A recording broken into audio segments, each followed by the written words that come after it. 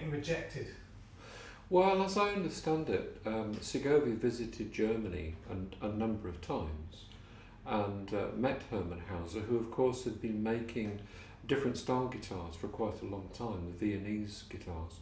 And I believe those flat-topped guitars had a really beautiful sweet treble which captivated Segovia, but they didn't really have much of a bass. And apparently he was asking Hauser to make a guitar that keeps that lovely treble, but we'd like much more of a Spanish bass. Perhaps he was referring to, you know, Torres guitars or something like that. And apparently at least once a year Hauser was showing him another guitar which Segovia would appraise. And yes, this is very nice, maybe a little more of this, a little more of that.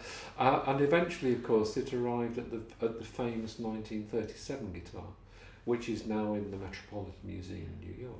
Segovia himself said, and other people commented, that it was so outstanding, it was the guitar of the century. It just was head and shoulders above everything else in terms of balance, character of sound, purity of sound, ability to project in a concert hall. Yeah. I mean, if you listen to some of the recordings from the 60s and 70s, just wonderful sounds, you know, but really wonderful, with immense depth, but a quality in the treble that was a really crisp, strong, projecting sound, but with immense beauty.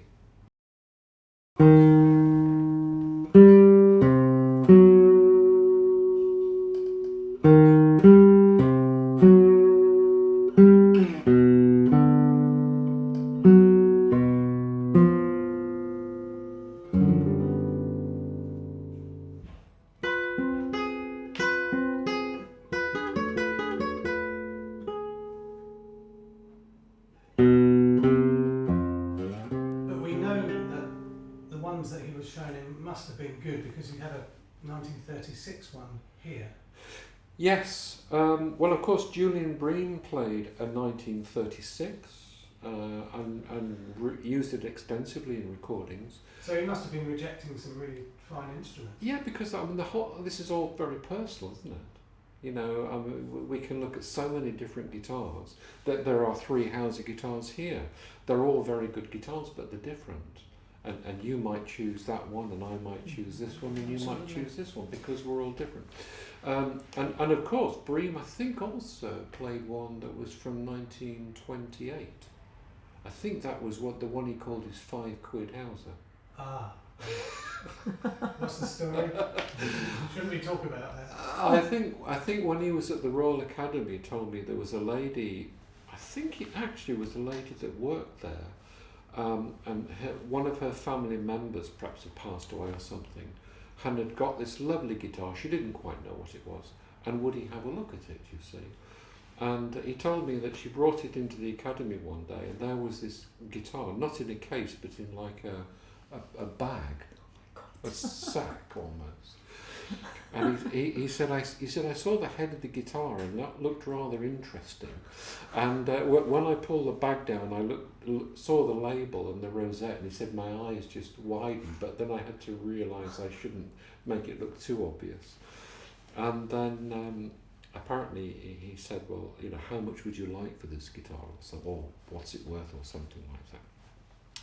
And the figure of £5 came into the conversation, and he said to me, yes, I think that'll do. Oh, that's terrible. So ever since then he called it his 5-quid Hauser. It was subsequently sold, not very long ago actually, or resold in the United States for some $6-figure sum. This is a spectacular instrument. I feel like I play a piano. This is just unbelievable. And if you tune down to D, what's the body resonance? This one's E flat. E flat. Yeah. It's one of only 3, possibly 4, known to exist with that deep tuned low resonance. And the 3 that I'm aware of were all 1940. This actually was the brother or sister guitar of the one that Julian Bream played for a long time, that came from Rose Augustine, also in 1940, and also E flat. Unbelievable. For me, it's just that low D has the substance and the sound of a low B. I don't know. It has the unbelievable. This is unbelievable. It's interesting, of course, because when you have a lower resonance body, of course, it also affects the treble. And one of the things, particularly Julian Bream, in terms of the way that he understood it, was that when you have a treble note, you have the treble note with his octaves and so forth, but you've also got the attack noise, the physical noise of the string and at the top of the guitar, or sort of a absolutely. And that noise has got a pitch of its own. Mm-hmm.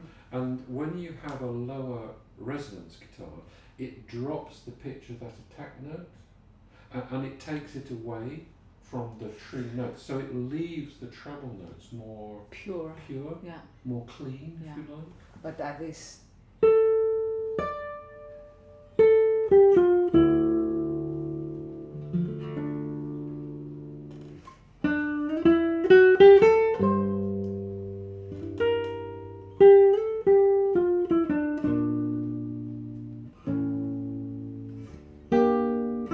It's amazing. Yeah. It's really amazing. Yeah. Well, actually, for me, this is my first time of trying any houses. Okay. And being here today and playing them, it all makes sense all of a sudden. When I was back a student at the academy in the early 90s, I remember a story that marked my life. You know, few things just stay with you. And that was John Mills telling me that he still remembered, back then I'm sure he still remembers now, 26 years later, that concert of Segovia in the Royal Festival Hall. So he was explaining how the hall was packed, people were on stage, and it's immense. When he was telling me the story, I did not see it. I had just arrived in London, and when I saw it, I just could not imagine what John was saying, that you could hear every single note that Segovia played that night. Yeah. And to me, up to today, I was thinking, well, you know, it's a part of drawing in, you know, the charisma of the player, the performance, the human ear that adjusts to everything. But today, I mean, these instruments, the purity of that sound, that a taste of it I have with the Romanillos, but in these houses, the purity, it just must go. Yeah. Well, of course, Jose Romanillos was very inspired by Hauser. Well, absolutely. And in fact, I think it's right that in the 70s, if you look at the numbering system of his guitars, there was like a 100 series, 200, 300, and 400 series, and 3 of those 4 were based on different houses. In fact, so you know, they're going to feel a little bit familiar. Absolutely. But one of the interesting things for me is, as obviously I see a lot of guitar makers, is so many guitar makers are inspired by Hauser and they make a Hauser style guitar. But when we've got, for example, 3 Hausers here from 1936, from 1940, 1959, a Hauser too, they're all quite different from one another. And it makes you wonder, what actually is it that they're specifically copying? There are certain characteristics in common that throughout, but they're all very different instruments. Not just in their air resonance, the 1940s, a very deep sounding guitar, but there is still a difference.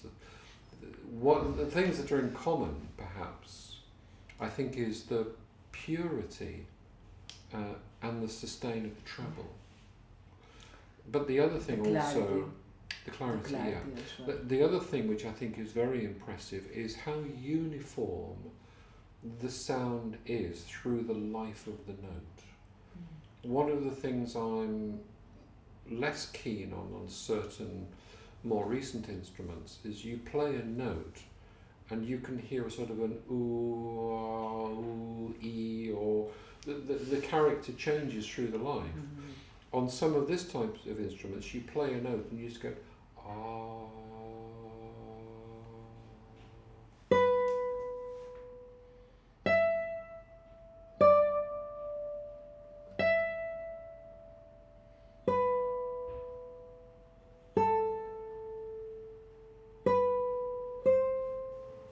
through to when the note does.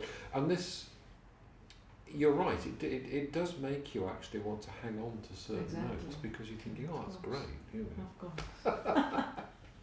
But we say that music is in between the notes. With these instruments come alive completely. Yeah, absolutely.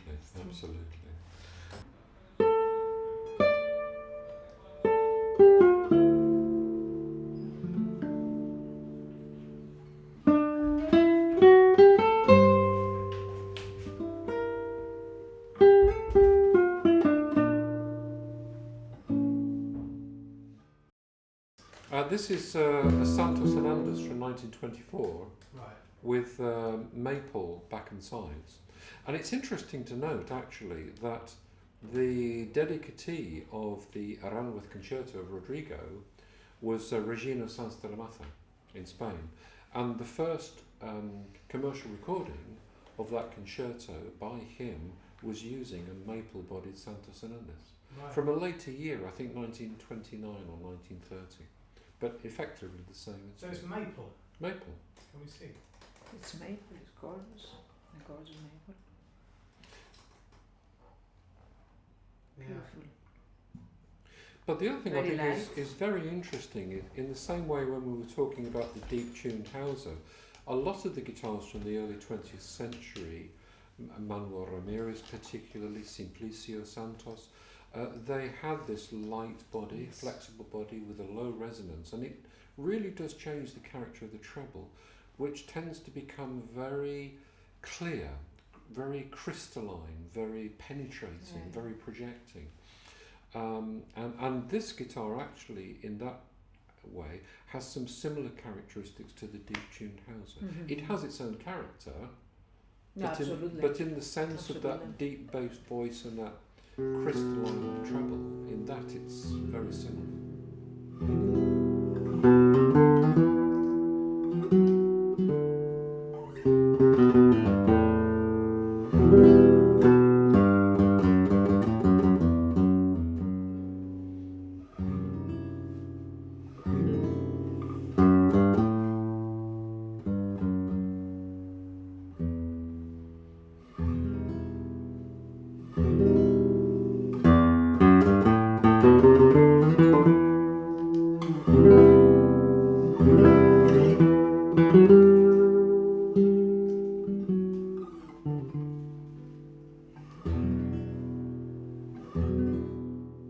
I find it difficult, this one. Yeah, it's a different neck shape. No, producing the sound. I'm not that familiar. I have no trouble. Sure. With the rest, the Hausers, maybe it's different, but here especially. Actually, something of that treble would be lovely if you can capture some of it. Because it's... Oh, you see that? See how glassy? It's almost every note is like a little polished bullet. But I have trouble getting apoyando on this. No. Let me ask you something. When we were recording the other day, your Romanilla sounded fantastic, and then back at the hotel, I played it and it didn't really sound like I expected it to. So why would that be, apart from me not being very good? I don't think it has anything to do with anyone being really good when you play the guitar, but I had that a lot. Many times I had a friend, a colleague said, oh, let me just try Romanillos, let me try it. And they don't sound good. I think, I know, but I also, it's a difficult guitar. You really have to know how to go about it, and it takes time to actually find out. And if you're used in a guitar that you actually you press more or you force more, or then it cracks. The sound is not about forcing. You have to. No, it has its own personality. The sound is you have to get out almost with respect in a way. It seems to me that you cannot force it to do something you want to do because you know how to do it in another guitar. It won't work. It sounds like treating a human that way. sounds a bit surreal what I'm saying, but that's my Do you impression about it, and I get this impression with this. That's what I was going to say. Exactly. This one's similar. I was saying that I found it very easy to play on the Hausers, maybe because I'm used from the Romanillos. I had no trouble fighting the perfect spot on the string, the perfect nail angle, the perfect touch and pressure. This one is a completely different ball game. So especially I was trying because he said that Regino was playing this guitar, and I thought, okay, well, I haven't played the Aranjos in a long time, but maybe I can try. I couldn't do it. So it's all free stroke. I don't play it like that. I play rest stroke. It doesn't work here. See, it's not nice. It's much better. But I almost like barely touch the string. So it's just, you have to be sensitive. I mean, I really think that the guitar and the player really, it's a duo partner. So you have, you cannot force someone to do. So this is why some people, they say, I played a flatter, but I didn't think much, or I played this and that, I didn't think much of it. You have to learn to bring out the best in it. Yes, and I think it has a lot to do with what you're used to hear when you get a guitar. One thing, on what kind of instruments you've played, how your playing has developed according to the instruments that you play. So if you are used to just get one big sound immediately, well, that's not really the instruments to just do it. And what I always heard, and I know it is so, is that with Hausers, Romanillos, obviously the Santos Hernandez right now, is what you hear here might not be an immediate response, but it carries so incredibly fast that you don't expect it, because of what we were saying before, that purity and clarity of sound, of registers, of balance. It also sounds really good through the headphones. Really? Yeah. Well, I get to hear that later. Of course, the lovely thing with having instruments like this is that fine players like yourself can come along and play these things, perhaps not having had the chance before. But also the same for guitar makers, you see. There are a lot of guitar makers who've never really had chance to look at these things close up. And so I do get makers coming here with their mirrors and their torches and various tools to sort of survey them, and that's absolutely fine, because that's how everybody learns. That's part of the responsibility actually of having things like this. It's very interesting. I think that I learned a lot today. Good. Thank you. No, you're very welcome. It's absolutely. It's a delight, of course, to hear you play them. Oh, well. No, seriously.